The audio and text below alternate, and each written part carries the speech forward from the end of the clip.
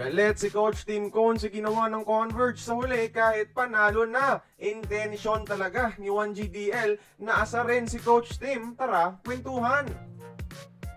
Panalo na ang Converge sa laban nila kontra Ginebra mga idol, pero sa huling possession, sumenyas pa si Coach Governor Delta Pineda na itira ang bola at hindi ito nagustuhan at ikinagalit pa mismo ni Coach Tim Cone ng Ginebra.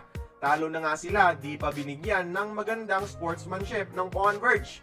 Pero depensa ni Gov Delta Pineda, every point matters dahil quotient system ang labanan sa standings mga idol.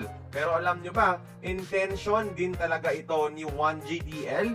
Buong laro gusto niya talagang asarin ang legendary coach ng Ginebra, kaya nagpakawala ito ng 32 points mga idol. At ang tunay na dahilan ay gusto niyang mapansin siya ni Coach Tim Cone mga idol dahil gusto ni Juan Gomez de Liano mag-try out sa Gilas, Pilipinas. Gusto niyang ipakita kay Coach Tim na deserving din siyang maimbitahan sa ating national team.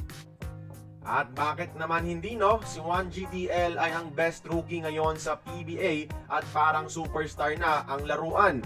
Malaking tulong to sa Gilas Pilipinas mga idol dahil sa kanyang all-around game. At syempre dahil bata pa mga idol. Kahit maging 6th man lang siya muna, siguradong magko-contribute pa rin siya hindi lang sa scoring kundi sa playmaking at defense mga idol.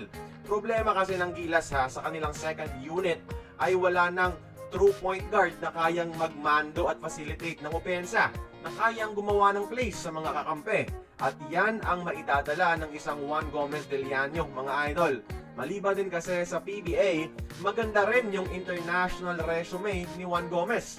Import sa mga bigating liga sa Asia, sa Japan B-League at sa KPL, at nakapaglaro pa sa Lithuanian League mga idol sa Europa. So yung kalibre niya, hindi rin basta-basta. Kaya kayo mga idol gusto nyo rin bang makita si Juan Gomez de Liano sa Gilas Pilipinas? At para sa inyo, sino ang dapat niyang palitan sa main roster ni Coach Tim Cone? Join the conversation, magkomento lamang sa ibaba.